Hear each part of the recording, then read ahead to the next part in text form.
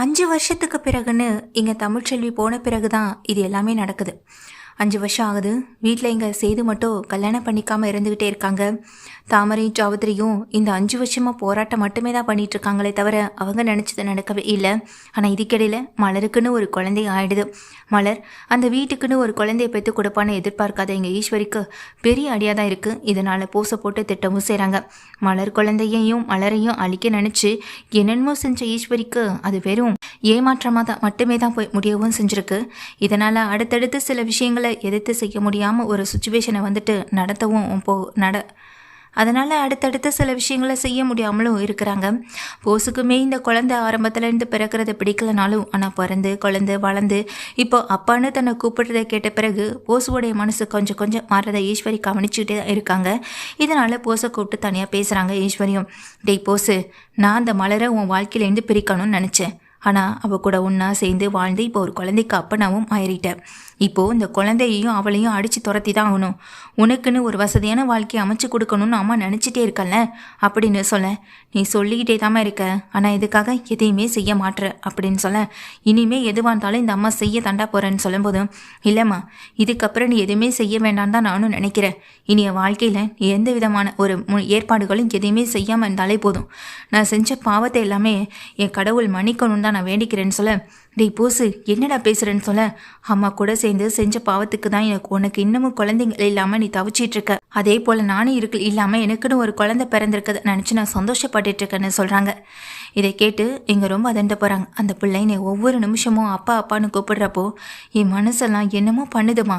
நிச்சயமா இதை நான் விட்டு கொடுக்கவும் மாட்டேன், விட்டுட்டு நான் போகவும் மாட்டேன்னு சொல்லிட்டு போஸ் அங்கிட்டு போக, இவன் மனசை எப்படி மாத்துறதுன்னு எனக்கு தெரியலடி சித்ரா அப்படின்னு பேசிக்கிட்டு இருக்காங்க.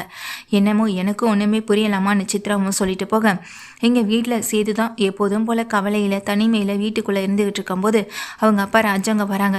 ஏப்பா சேது, வருஷமும் 5 ஆயிடுச்சு, ஆனாலும் நீ இன்னமும் இது வரைக்கும் வேற ஒரு பொண்ணை பற்றின யோசனை இல்லாமல் தமிழ் பற்றின யோசனையில் தானேப்பா இருக்க. உனக்காக வேணா அந்த தமிழ்ச்செல்வியை நான் போய் பார்த்து பேசிட்டு வரட்டுமான்னு சொல்ல, இல்லைப்பா எனக்காக யாரும் அவன் முன்னாடி போய் நின்று மன்றாடியெல்லாம் கேட்கக்கூடாது, முக்கியமாக நீங்கள் அவகிட்ட போய் கேட்கவே கூடாதுன்னு சொல்ல, இதை கேட்டுட்டு மோகனை சொல்கிறாங்க, இது நாள் வரைக்கும் உன் வாழ்க்கையில் எல்லா முடிவையும் உன் அப்பா தான் எடுத்திருக்காரு. ஆனால் இப்போ நான் ஒரே ஒரு விஷயத்த மட்டும் சொல்கிறேன். உங்கள் அப்பாவுக்காக தமிழ் என்னென்னமோ செஞ்சுருக்கா, ஆனால் அவளுக்காக நீங்கள் என்ன செஞ்சுருக்கீங்க? ஒரு நிமிஷம் அதை கொஞ்சம் யோசிச்சு பாருங்கள். இப்போ தமிழ் மட்டும் தனியாக இருந்த பிரச்சனை இல்லை, கூடவே குழந்தையும் சேர்ந்து தான் அவளும் குழந்தையும் மட்டும்தான் அங்கே இறந்துக்கிட்டு இருக்காங்க. இப்போ வரைக்கும் அந்த குழந்தை எப்படி இருக்குது ஏன்னு எதுவுமே புரியலைன்னு சொல்ல, எனக்கு யாரும் வேணாம் அப்படின்னு சொல்லிட்டு இருக்கும்போது உள்ள எங்கள் மலருடைய பொண்ணு வேகமாக ஓடி வர எங்கள் மலர் பொண்ணும் இங்கே நேராக பெரியப்பான்னு ஓடி வந்து கட்டி பிடிக்க, இவன் அப்பா கிட்ட பாசமாக இருக்கிறத விட நம்ம எல்லார்கிட்டையும் ஒட்டிக்கிறதா அதிக நேரம் அப்படின்னு சொல்லும்போது, ஈஸ்வரி அதுக்கெல்லாம் விட்டா தானங்க அப்படின்னு சொல்லிட்டு இருக்காங்க எங்கள் மோகனாவும். இப்போல்லாம் ஈஸ்வரி என்ன சொன்னாலும் போஸு கேட்குறதில்ல, அதை கொஞ்சம் கவனிச்சிங்களா அப்படின்னு இங்கே சேதுவும் சொல்ல, ஆமாண்டா நானும் கவனித்தேன். போஸு கொஞ்சம் பொறுப்பானவனாக மாறிட்டாலே சந்தோஷம். அதுவும் இந்த குழந்தைக்காக மாறணும்னு நினைக்கிறப்போ எனக்கு ரொம்ப பெருமையாகவும் சந்தோஷமாக தான் இருக்குன்னு ராஜாங்கமும் சொல்லிட்டு இருக்காங்க. சரிடா நீ ஸ்கூல் போகணும்ல, கிளம்புன்னு தான் குழந்தைய கூட்டிக்கிட்டு இங்கேருந்து கிளம்புறாங்க. இங்கே சேதுவும் சேதுக்கிட்ட வந்துட்டு பெரியப்பான்னு பாசமாக இருக்காங்க எங்கள் போஸோட குழந்தையும். அண்ணன் நானே இன்னைக்கு என் பாப்பாவை கொண்டு ஸ்கூலில் விட்டு வரேன்னு சொல்ல, சரின்னு இங்கே சேதுவும் ஒப்படைக்கிறாங்க. இதனால் வரைக்கும் எந்த பாசமுமே இல்லாமல் இருந்த இவன் இப்போல்லாம் இந்த குழந்தை மேலே அதிக பாசத்தை காட்ட ஆரம்பிச்சிருக்கான். அது வரைக்கும் எங்களுக்கு சந்தோஷம் தானே வீட்டில் இருக்க மற்றவங்களும் நினைக்க ஆரம்பிக்கிறாங்க. இப்படி போஸு மொத்தமாக மாறினது ஈஸ்வரிக்கு தான் ரொம்ப வருத்தத்தை கொடுக்குது. இப்படி இவன் மொத்தமாக மாறிட்டானே, இவன் வாழ்க்கையில் இப்படிப்பட்ட ஒரு சம்பவம் நடக்கும் நான் எதிர்பார்க்கலையே. நான் என்னென்னமோ நினச்சேன், ஆனால் இது எல்லாமே எனக்கு மாற்றமாக இருக்குது. இவனுக்காக நான் கஷ்டப்பட்டது எல்லாமே ஒன்றுமே ஆயிடுச்சேன்னு எங்கள் ஈஸ்வரி பயங்கர வருத்தப்படுறாங்க. ஏன் மலரையும் கூட கொஞ்சம் கொடுமைப்படுத்தி நடத்த தான் செய்கிறாங்க. போஸ் இப்போல்லாம் மலருக்கு சப்போர்ட்டாக நிற்கிறது இந்த ஈஸ்வரிக்கோ சித்ராவுக்கோ பிடிக்கவே இல்லை. அப்போ தான் ஈஸ்வரி சொல்கிறாங்க, அன்னைக்கே இந்த பையன் நம்ம போஸு அந்த ராஜாங்கத்தை கொலை பண்ணணும்னு முயற்சி பண்ணி இவன் பண்ண ஒவ்வொன்றையும் காப்பாற்றினது இங்கே தமிழ் தான். அப்படி தமிழ் அன்னைக்கு இடையில வராமல் இருந்திருந்தா அன்னைக்கு செத்து போயிருக்க வேண்டியது ராஜாங்கம் தான். ராஜாங்கமே இன்னைக்கு உயிரோடு இருந்திருக்கவே மாட்டார். இது எல்லாத்தையுமே கெடுத்தது இந்த தமிழ் தான் சொல்ல, அன்னைக்கு நாங்கள்லாம் சொன்னப்போ வேண்டான்னு சொன்னேன், இன்னைக்கு ஏன் இப்படி பேசுகிறேன்னு சொல்லி கேட்குறாங்க. ஆமாண்டி, அந்த ஆள் இருந்திருக்கவே தேவையில்ல அப்படின்னு எனக்கு இப்போ தான் தோணுதுன்னு சொல்லிட்டு இருக்காங்க. இவன் இருந்து என்னத்தை பண்ணிட்டு இருக்காரு? நமக்காகவோ நம்ம பசங்களுக்காகவோ இல்லை எனக்காகவோ உனக்காகவோ எதுவுமே பண்ணது கிடையாது, இனி பண்ண போகிறதும் கிடையாது. அவர் குடும்பம் அவர் பேர பசங்கன்னு அவங்களுக்காக மட்டுமே தான் யோசிக்கிறாரே தவிர ஒட்டுமொத்த குடும்பத்துக்காக அவர் யோசித்த மாதிரி எனக்கு தெரியலை அப்படின்னு பேசிக்கிட்டு இருக்காங்க இங்கே ஈஸ்வரியும். ஈஸ்வரி இப்படி சொல்கிறது மட்டும் இல்லாமல் சித்ராகிட்ட இன்னொரு விஷயத்தையும் சொல்கிறாங்க. அவங்க அம்மாவை நான் கொன்னேன், இப்போ அவங்க அப்பாவை என் புள்ள கொன்னுட்டான்னு நானும் சந்தோஷத்தில் இருந்துட்டு இருந்திருப்பேன். இப்போ நான் ஒரு இறக்கம் காட்ட போய் தானே இப்போ இவ்வளோ பெரிய பிரச்சனையே நடந்துகிட்டு இருக்கேன். போசு மொத்தமாக நம்மளை விட்டு போயிடுவான்ற ஒரு மனநிலைமை எனக்குள்ளே வந்திருக்கு அப்படின்னு சொல்கிறாங்க. அம்மா அப்படியெல்லாம் எதுவுமே நடக்காது, நீ ஏன் போட்டு உன் மனசை குழப்பிட்டு இருக்காதுன்னு சித்ராவும் சொல்ல, எனக்கு எல்லாம் தெரியுதுடி, இப்போவே என் கண்ணு முன்னாடி எல்லாமே வந்துட்டு போகுதுன்னு ஈஸ்வரி பதட்டத்தோடையும் ஒரு படபடப்போடையும் இருக்காங்க. ஆமாம், இங்கே ராஜங்க பெரியப்பாவை கொலை பண்ண வந்தது சேது தான், நம்ம போசு தான்ற மாதிரி நீ சொல்கிற, அவங்க அம்மாவை கொலை பண்ணது நீ தானே சொல்கிற அப்படின்னு சொல்ல, ஆமாண்டி அவங்க அம்மாவை நான் தான் கொலை பண்ணினேன் அப்படின்னு சொல்ல, என்ன சொல்கிறேம்மா அப்படின்னு கேட்குறாங்க. இந்த வீட்டில் நாளுக்கு நாள் எந்த மதிப்பு மரியாதை எங்கள் கைவிட்டு போகிற மாதிரியான ஒரு சுச்சுவேஷன் வந்தப்போ அது எதையுமே நம்ம எப்போதுமே நினச்சி வைக்கணும்னு நினச்சதுனால தான் அவங்க அம்மாவை கொலை பண்ணிய நிலைமைக்கு நான் தள்ளப்பட்டேன். வீட்டில் யாருக்கும் தெரியாமல் இது நார்மலாக ஒரு செத்து போன மாதிரி நான் செட் பண்ணவும் செஞ்சேன் அப்படின்னு சொல்கிறாங்க. இதை கேட்டதும் இங்கே சித்ராவுக்கு கையும் ஓடலை காலும் ஓடலை. அம்மா நீ சொல்கிறத என்னால் இப்போ வரைக்கும் நம்பவே முடியலன்னு சொல்கிறாங்க. நான் சொன்னது எல்லாமே உண்மைதாண்டி, இந்த விஷயத்தில் நான் எதுக்காக பொய் சொல்ல போகிறேன்? பொய் சொல்லணுன்ற அவசியம் என்ன இருக்குது? நான் எதுக்கும் பொய் சொல்லலை, யாருக்காகவும் பொய் சொல்லலை. அதுவும் இந்த விஷயத்த இத்தனை வருஷம் கழித்து சொல்லணுன்ற ஒரு எண்ணம் கூட எனக்கு இல்லை. போசு இப்படி என்னை விட்டு போகிறத பார்க்குறப்போ எனக்கு ரொம்ப மனசுக்கு வருத்தமாகவும் இருக்குது. இங்கே நான் யாருக்காகவும் யோசிக்க மாட்டேன்றதை சொல்லணும் வர்றதுக்காக தான் நான் சொன்னேன் அப்படிங்கிறாங்க. இதை கேட்டுட்டு இங்கே சித்ராவுக்கு அதிர்ச்சியாக இருந்தாலும் நடந்து முடிஞ்ச விஷயத்தை பற்றி நீ யோசிக்காதமான்னு சொல்லிட்டு சித்ராவும் உள்ளே போய்ட்றாங்க. இவங்க பேசின அத்தனை விஷயங்களையும் கேட்டுக்கிட்டு இருந்தது அந்த குழந்தை அந்த இடத்த விட்டு போகும்போது இந்த ஈஸ்வரி கவனிச்சிட்றாங்க. ஏய் நில்லு அப்படின்னு சொல்லும்போது அந்த குழந்தை கண்ணு மூணு தெரியாமல் வேகமாக ஓட ஈஸ்வரி பின்னாடியே ஓட அதில் ஈஸ்வரி கீழே விழுந்ததில் கால் அடிபடுறது. அப்போ அந்த குழந்தைய ஒரு இடத்துல போய் நிற்க, என்னாச்சு பாப்பா அப்படின்னு வீட்டில் இருக்க எல்லாருமே ஓடி வந்து கேட்குறாங்க. கையை நீட்டும் போது அங்கே ஈஸ்வரி உழந்து கிடக்கிறது தெரியுது. ஓடி போய் இங்கே போஸ் தான் தூக்குறாரு. போஸ் தூக்கி அந்த ஈஸ்வரியை உள்ளே உட்கார வைக்கிறது மட்டும் இல்லை, பாட்டிக்கு என்னாச்சுமா அப்படின்னு தாப்பா பொண்ணுகிட்டே கேட்குறாங்க. பாட்டி தான் என்னை துரத்திட்டு ஓடி வந்தப்போ கீழே விழுந்துட்டாங்கன்னு சொல்ல, அம்மா இந்த வயசில் இது என்ன ஓடி பிடிச்சி விளையாட்டா என்ன அப்படின்னு எங்கள் போஸ் கிட்டே கேட்க, இல்லைடா போஸ் அது வந்து அப்படின்னு சொல்லும்போது அந்த பாப்பாவும் பார்த்துட்டே இருக்கு. இப்போ எந்த உண்மையும் யார்கிட்டையும் சொல்ல முடியாது போலேன்னு நினச்சிட்டு இங்கே ஒரு பக்கம் அமைதியாகவே இருக்காங்க இங்கே ஈஸ்வரியும். நம்மளுக்கு தெரிஞ்ச விஷயம் இந்த குழந்தைக்கு தெரிஞ்சிடுச்சு. அப்போ இந்த குழந்தை இந்த வீட்டில் உயிரோடு இருந்தால் தானே நாம் சொன்ன விஷயத்த வெளியில் சொல்ல முடியும். அதுக்கு முன்னாடி இந்த குழந்தையை போற்ற வேண்டியதான்ற ஒரு முடிவில் இங்கே ஈஸ்வரி இருக்காங்க.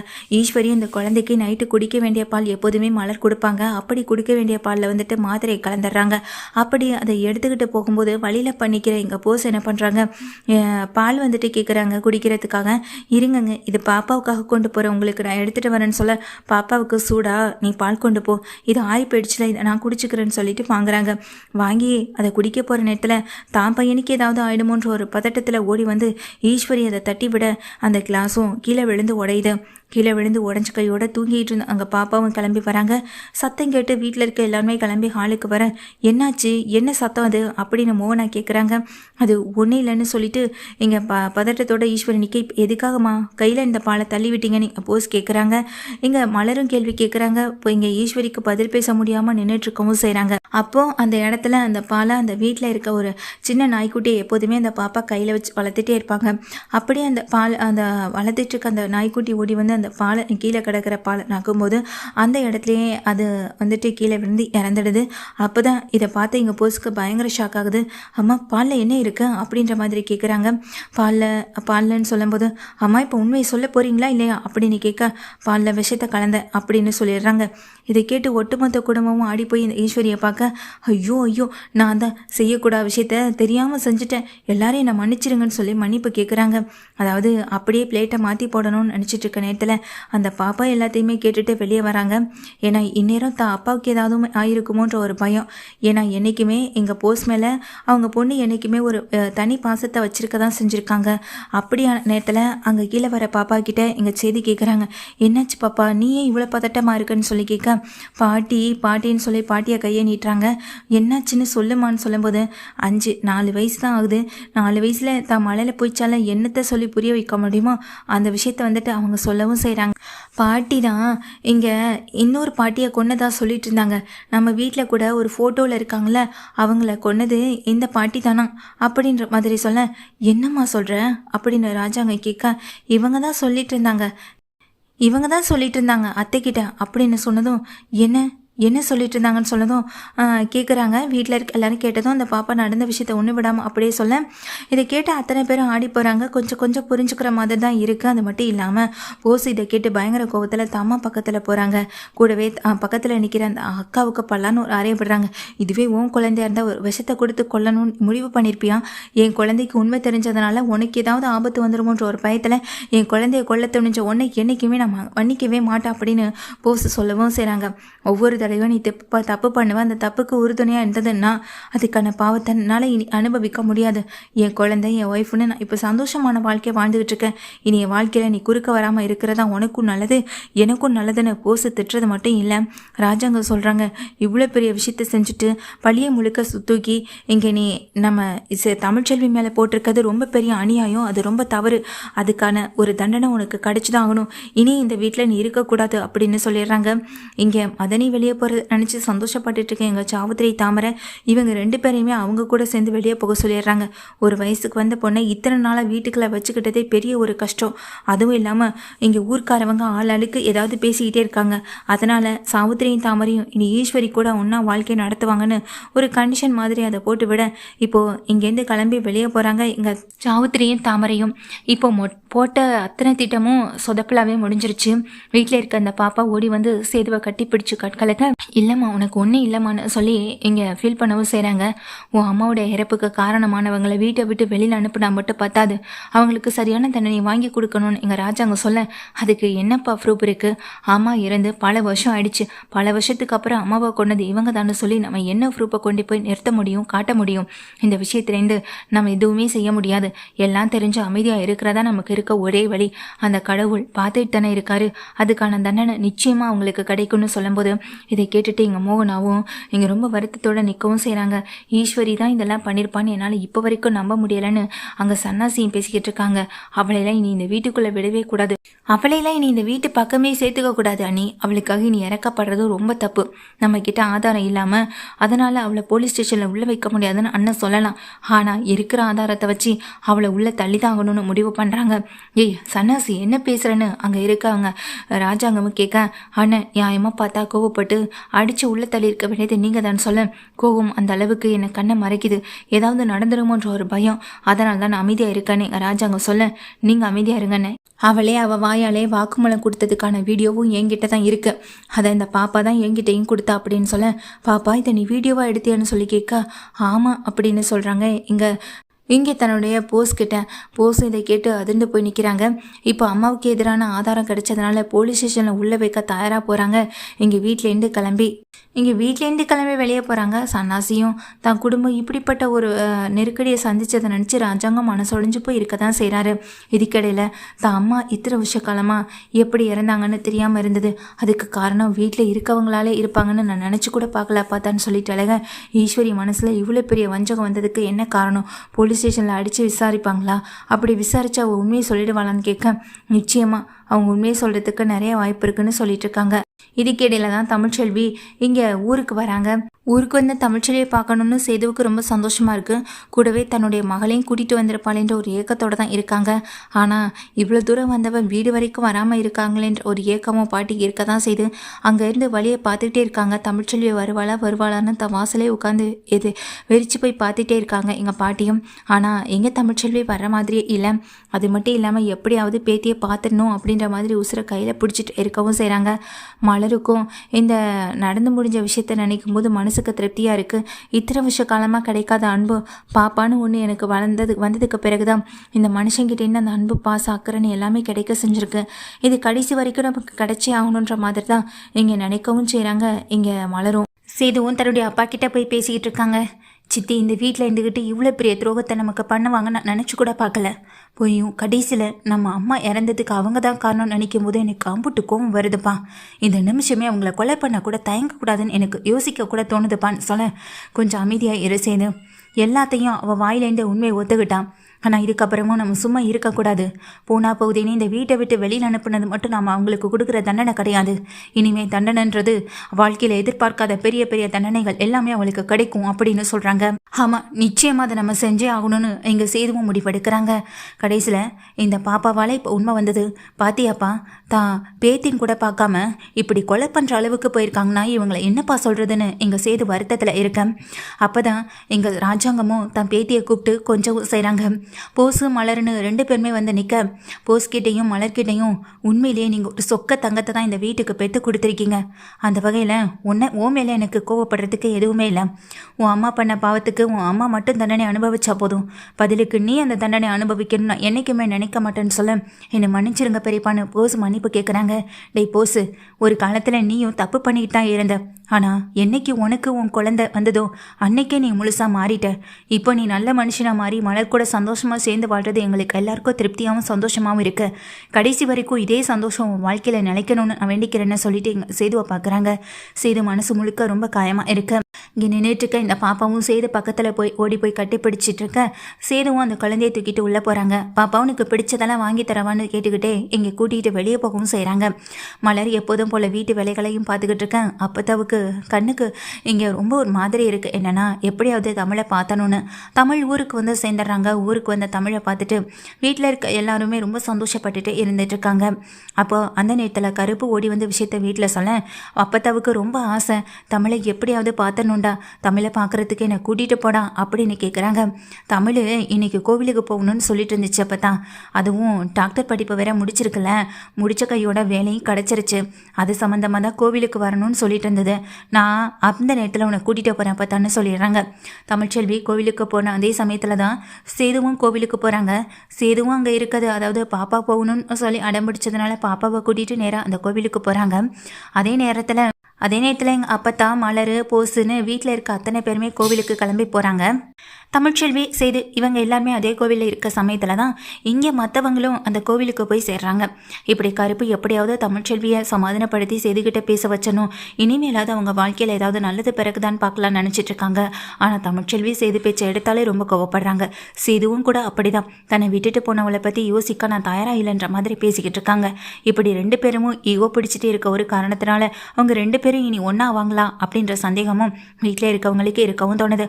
அப்போதான் கடைசி தமிழ்ச்செல்வியை பார்த்துட்றாங்க. தமிழ் பக்கத்தில் போகிறாங்க. தமிழ் எப்படியா தான் இருக்கேன், உன்னை பார்க்காம இத்தனை நாளாக உயிரை கையில் பிடிச்சிட்டு இருந்தேன், என் பேத்தியை ஒரு நிமிஷமாவது என் கண்ணில் காட்டிட மாட்டியான்னு நான் ஏங்கி தவிச்சிட்டு இருந்தேன்னு சொல்ல, இங்கே தமிழ் எதுவுமே பேசாமல் இருக்காங்க. தமிழ் நீ மட்டும்தான் வந்திருக்க, என் பேத்தியை கூட்டிகிட்டு வரலையான்னு சொல்லி அங்கிட்டு இங்கிட்ட தேடுறாங்க. ஆனால் இங்கே சேதுவோடைய மகளை காணும். சேது தான் மகளை பார்க்கணுன்னு அவங்களுக்கு ஓரத்தில் ஒரு ஆசை இருந்ததுனால தான் தமிழ்ச்செல்வி வர விஷயம் தெரிஞ்சுக்கிட்டு நேராக கோவிலுக்கு அவருமே இந்த பாப்பாவை கூட்டிகிட்டு வந்திருக்கவும் செஞ்சுருக்காரு. அந்த நேரத்தில் இங்கே தமிழ்ச்செல்வி வந்துட்டு இருக்காங்க. தமிழ்ச்செல்வி பக்கத்தில் பாப்பாவை காணும்னு தூர நின்று சேதுவும் கவனிக்கிறாங்க. மோகனா அப்படின்னு எல்லாமே வந்து எங்கள் தமிழ்ச்செல்வியை பார்க்குறாங்க. ஏன் மலர் கூட வந்து தமிழ்னு சொல்லிட்டு தமிழ்கிட்ட ரொம்ப சந்தோஷமாக பேசிக்கிட்டு இருக்கவும் செய்கிறாங்க. தமிழ் இங்கே உன் பாப்பா எங்கே சொல்லு அப்படின்னு சொல்லி கேட்க, இங்கே எதுவுமே பேசாமல் தமிழ்ச்செல்வி நின்றுட்டே இருக்காங்க. அப்போ தான் வசந்தி வரும்போது வசந்திகிட்ட எங்கடி உன் பேத்தி எங்கடி அப்படின்னு கேட்க, அது வந்துமா அப்படின்னு தயக்கத்தோட சொல்லுறதுக்காக வராங்க. என் பேத்தி அது வந்து அப்படின்னு நிற்கும்போது அங்கே மலர் பக்கத்தில் நிற்கிற அந்த மலருடைய மகளை பார்த்து ஓடி போய் தூக்கி கொஞ்சி இங்கே முத்தமிட்டு ரொம்ப கொஞ்சிறாங்க வசந்தி. என்னடி உன் பேத்தி எங்கன்னு கேட்டால், நீ போஸ் மகளை தூக்கி கொஞ்சிட்டு இருக்கன்னு எங்கள் அப்பா கேட்க, இவ தான் உங்கள் பேத்தியே அப்படின்னு சொல்கிறாங்க. ஆமாம், போஸோட மகளும் எனக்கு பேத்தி தானே அப்படின்னு இங்கே சொல்கிறாங்க பாட்டி. அதுக்கு எங்கள் வசந்தி சொல்கிறாங்க, அம்மா வந்துட்டு உண்மையை சொல்லிட போகிறாங்களோ நினச்சி பதட்டப்படுறாங்க தமிழ்ச்செல்வி. அம்மா நீ எதுவும் பேசாத, கொஞ்சம் அமைதியாயிருன்னு சொல்கிறாங்க. ஆனால் அதெல்லாம் காதில் வாங்காத எங்கள் வசந்தி எல்லா விஷயத்தையும் சொல்லிடுறாங்க. தமிழ்ச்செல்வி அட்மிட் ஆனால் அதே ஹாஸ்பிட்டலில் தான் மலரும் அட்மிட் ஆகிட்டாங்க தெரியுமா. இங்கே மலருக்கும் போஸுக்கும் பிறந்த குழந்தையை தூக்கிட்டு போனது யார் தெரியுமா? இந்த ஈஸ்வரி அம்மா தான் இங்கே போஸுக்குன்னு எந்த குழந்தையும் வந்துடக்கூடாது. ஒருவேளை குழந்தை வந்தா ஜோசியை சொன்ன மாதிரி அவன் மனசு மாறிடுமோன்ற ஒரு பயத்தில் குழந்தையே இருக்கக்கூடாதுன்னு அந்த குழந்தைய கொலை பண்ணுறதுக்காக ஒரு ஆளுகிட்ட கொடுத்து வெளியே தூக்கி போட சொல்லிட்டாங்கம்மா. ஆனால் அந்த நேரத்தில் மலர் அட்மிட் ஆன அதே ஹாஸ்பிட்டலில் தமிழ்ச்செல்வி இருந்த சமயத்தில் தமிழ்ச்செல்வி தன்னுடைய குழந்தைய தூக்கி மலர் பக்கத்தில் வச்சா. அதுதான் இது. மலருக்கு பிறந்த குழந்தை அப்படின்னு சொல்லும்போது மலருக்கு பிறந்த குழந்தை இன்னும் சாகலை, உயிரோடு தான் இருக்குன்னு எங்கள் தமிழ்ச்செல்வி சொல்கிறாங்க. அதான் என்னத்தான் சொல்கிற நீன்னு எங்கள் பதட்டப்பட்டு மோகனாவிலேருந்து அப்பத்தாவிலேருந்து எல்லாருமே கேட்குறாங்க. இல்லை, இவ தான் என்னுடைய மகன்னு மலர் கட்டிப்பிடிச்சு அழுகிறாங்க. அக்கா, இது என்னுடைய மக அப்படின்னு எங்கள் தமிழ்ச்செல்வி சொன்னானோ, ஆனால் அதெல்லாம் ஏற்றுக்கிற பக்குவத்தில் மலர் இல்லை. அதனால்தான் அப்பா பாசத்தில் இவ அடிக்கடி சேது ஐயா ரூம்கே ஓடிக்கிட்டு இருந்தாளான்னு இங்கே தோணவோ செய்த மலருக்கு. அப்போ என்னுடைய மக எங்கே தமிழ் அப்படின்னு சொல்லி கேட்க, உங்கள் மகளுக்கு எதுவுமே ஆகலைக்கா, அவங்க சேஃபான இடத்துல தான் இருக்கதான் எனக்கு தகவல் கிடச்சிருக்கு. போலீஸ் ஸ்டேஷனில் கம்ப்ளைண்ட் கொடுத்து இப்போ தான் எனக்கும் தகவல் கிடச்சிருக்கு. கண்டிப்பாக அவங்கள நான் உங்கள் முன்னாடி கொண்டு வந்து நிறுத்துவேன் அப்படின்னு சொல்கிறாங்க. புவஸ் இதை கேட்டு எங்கள் மலை அந்த பாப்பாவை தூக்கி வச்சுட்டு அழுகிறாங்க. அப்போ நீ ஏன் பொண்ணு இல்லையாடான்னு சொல்லிட்டு அழுக தூரம் நின்று செய்து ஓடி வந்து தன்னுடைய பொண்ணை தூக்கி வச்சு ரொம்ப கொண்டாடுறாங்க. தமிழ்ச்செல்வி இப்படி ஒரு விஷயத்த பண்ணியிருப்பான்னு கனவுல கூட செய்து நினச்சி பார்க்கல. கடைசி வரைக்கும் தன்னுடைய மகளை தான் கண்ணிலே காட்ட மாட்டான், அவள் ஒரு திமிரு பிடிச்சவ, அவள் அப்படி தான் இருப்பான்னு நினச்சிட்டு இருந்தாங்க சேது. அதனால தான் எங்கள் கோவமாக ரொம்ப தூரம் இவங்களை தள்ளி வைக்கவும் செஞ்சது. ஆனால் எதையுமே யோசிக்காமல் மலருடைய நல்லதுக்காக தன்னுடைய குழந்தைய விட்டுட்டு போன எங்கள் தமிழ்ச்செல்வி நினச்சி சந்தோஷப்படுறாங்க, பெருமைப்படுறாங்க. அதே சமயத்தில் தான் மலருக்கு ஆறுதல் சொல்கிறாங்க. என்றைக்குமே என் குழந்தைய நான் உங்ககிட்டேருந்து பிரிச்சுட்டு போக மாட்டேன், உங்கள் குழந்தையாவே அவள் என்றைக்குமே இருக்கட்டும் அப்படின்னு சொல்கிறாங்க. நான் யார் வாழ்க்கையிலையும் குறுக்கவும் வரமாட்டேன்னு சொல்லிட்டு தமிழ்ச்செல்வி அங்கேருந்து கிளம்பி போக, அது மட்டும் இல்லை அவங்க எது நடக்கணும்னு நினச்சாங்களோ அதுவே நடந்துடுச்சு. அது மட்டும் இல்லாமல் தான் மகள் மூலமாக தான் அந்த வீட்டில் இருக்கவங்களுக்கு உண்மை தெரியணுன்ற ஒரு விதி எழுதப்பட்டிருந்தது. இப்போ தன்னுடைய மகள் மூலமாகவே அந்த வீட்டில் இருக்க அத்தனை பேருக்கு உண்மை தெரிஞ்சிடுச்சு. கடைசியில் பார்த்தா எங்கள் சேதுவோடைய அம்மாவை கொன்னதும் இந்த ஈஸ்வரி தான்.